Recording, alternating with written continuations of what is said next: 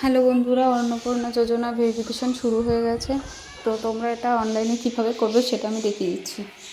এখানে একটা লিঙ্ক আছে, আমি ডেসক্রিপশানে লিঙ্ক দিয়ে দেবো। ওই লিঙ্কটা থেকে ওপেন করে এখানে যা যা চাইবে দিয়ে দেবে। ওয়ার্ড নাম্বার, তোমাদের মিউনিসিপ্যালিটি যা যা চাইবে দিয়ে দেবে। দেওয়ার পর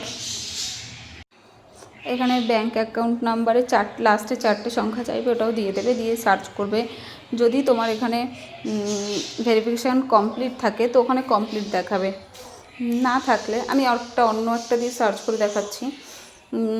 তো যদি এখানে না থাকে কেমন আসবে সেটা তোমাদের দেখিয়ে দিচ্ছি, দাঁড়াও।